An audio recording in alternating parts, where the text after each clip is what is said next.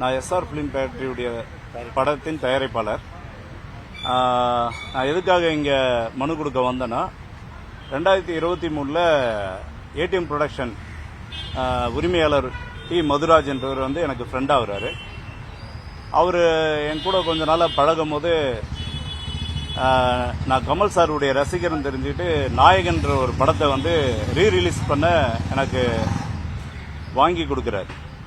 அதை நான் 35 லட்சத்துக்கு அவர்கிட்ட இருந்து நாயகன் ரீரிலீஸ் படத்தை வாங்குறேன்.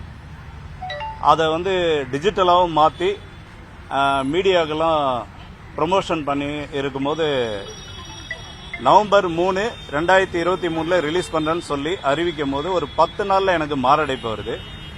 அதனால் நான் அந்த காரணத்தால் அந்த படத்தை ஸ்டாப் பண்ணிவிட்டு ஒரு 1.5 வருஷமாக நான் பெங்களூருக்கு போயிட்டேன்.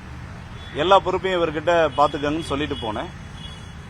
ஆனால் அந்த படத்தை வேறு ஒரு ஆளுக்கு டாக்குமெண்ட் போட்டு சீட் பண்ணி என்னை விற்றுருக்காரு. அதுக்கோசம் நான் கம்ப்ளைண்ட் கொடுக்க இங்கே வந்திருக்கேன்.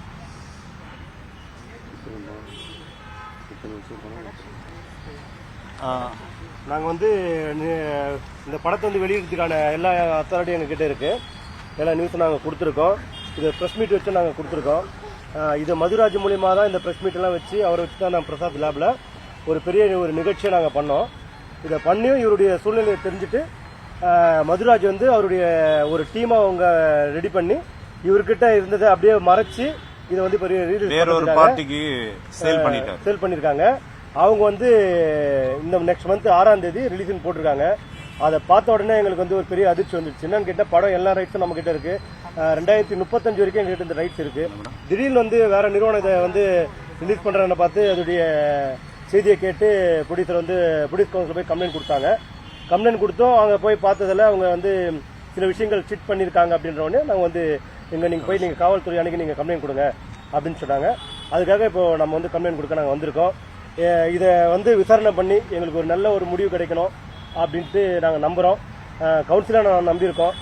இதெல்லாம் பார்த்தீங்கன்னா கமல் சார் இந்த மாதிரி படத்து இந்த மாதிரி ஆளுங்களுக்கு கண்டிப்பாக ஆதரவு கொடுக்கக்கூடாது.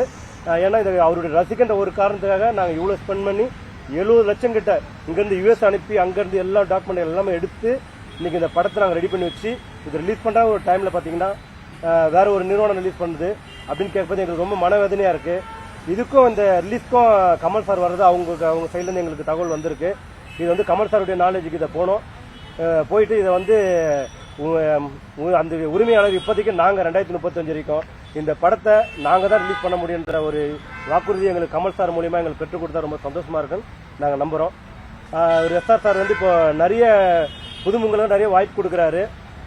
கொடுத்து நிறைய இப்போ தான் படத்தை கொஞ்சம் வராரு. ஆனால் இந்த ஸ்டார்டிங்லேயே அது ஒரு பிரேக் ஆனதில் ரொம்ப மன வேதனையில் இருக்காரு. இதெல்லாம் புரிஞ்சுக்கின்னு இதை கவுன்சிலும் சரி இப்போ காவல்துறையும் சரி எங்களுக்கு சட்டப்படி நடவடிக்கை எடுத்து எங்களுடைய பணத்தையும் இல்லை நாங்கள் இழந்திருக்க இதை எல்லாத்தையும் எங்களுக்கு மீட்டு தரணுன்னு நாங்கள் கேட்டுக்கிறோம்.